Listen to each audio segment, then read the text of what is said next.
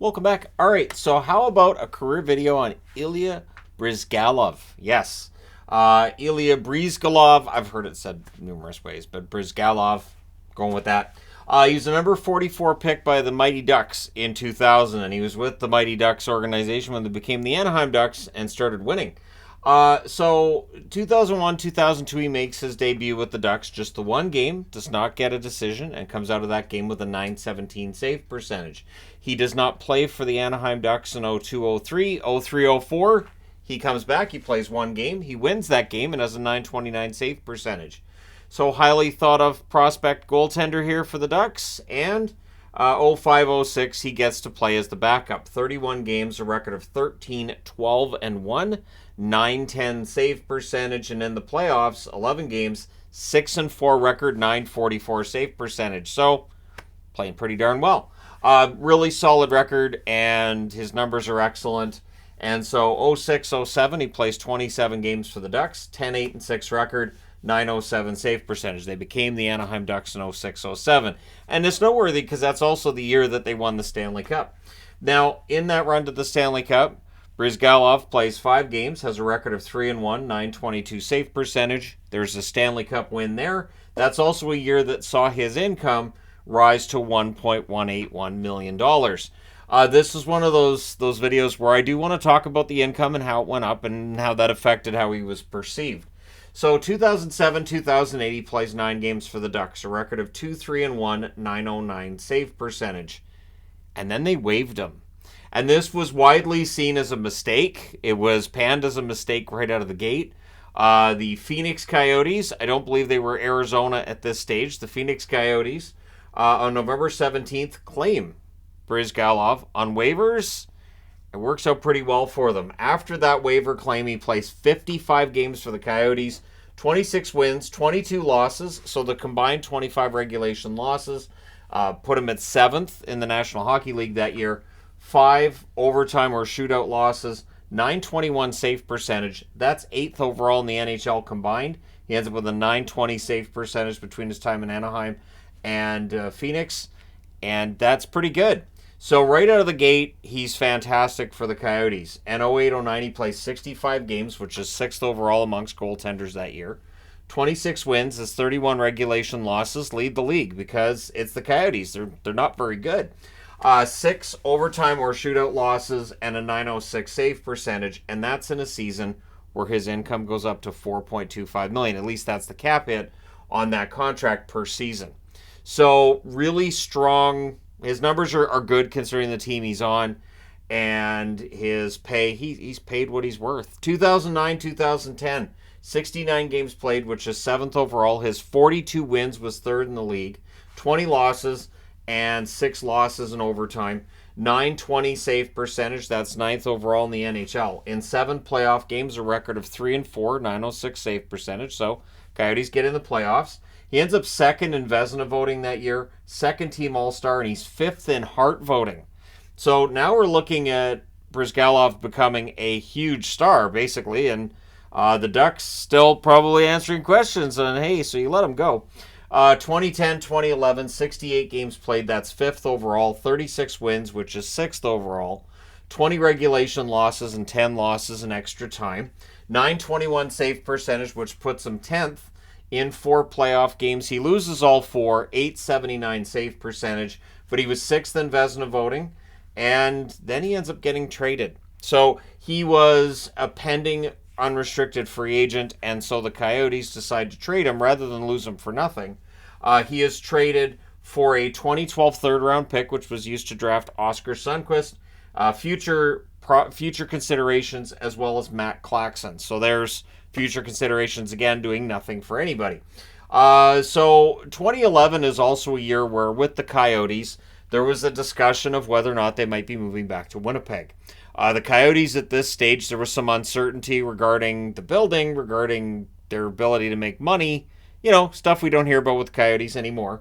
And he riled up the city of Winnipeg, basically saying, why would anybody want to play in Winnipeg? It's cold. It's really cold there. He also, if you look back through his videos, and he was very affable in interviews, He also said of his teammate, Chris Pronger, leaving Edmonton, it's cold there. It's like minus 32 in November.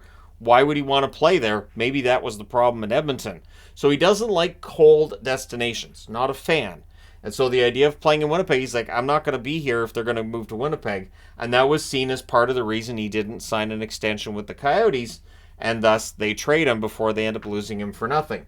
So he gets to Philadelphia, and Philadelphia never shy about giving out money. They give him a 9-year contract with a cap hit of $5.66 million.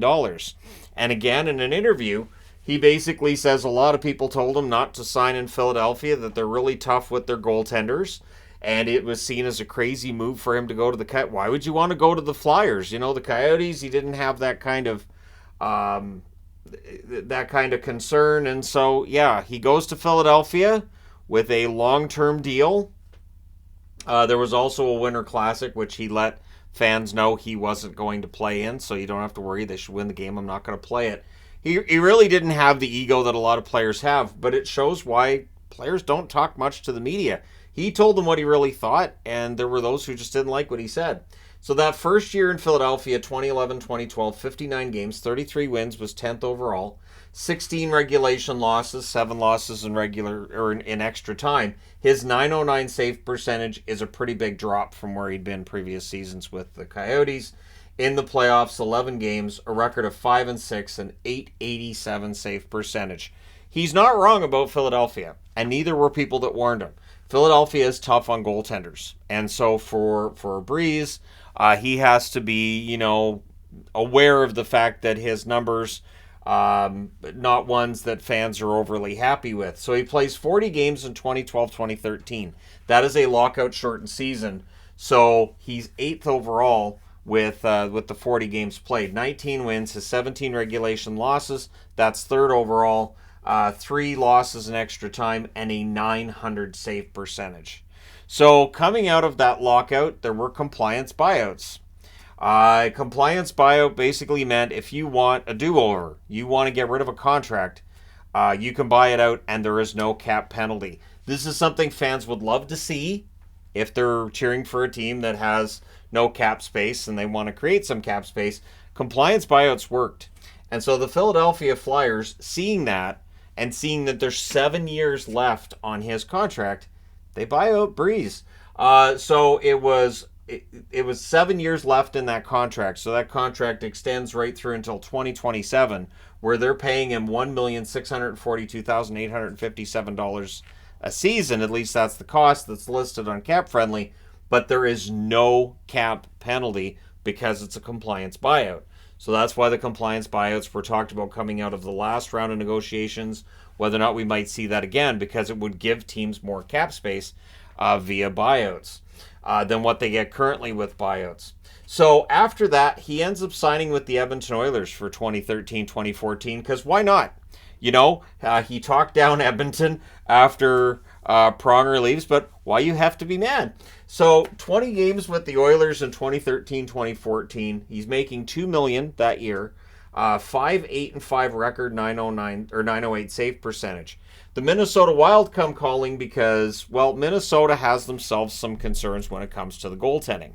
So on March the 4th, around trade deadline, he is traded to the Minnesota Wild for a 2014 4th-round pick, which the Oilers would use to draft William Lagesson.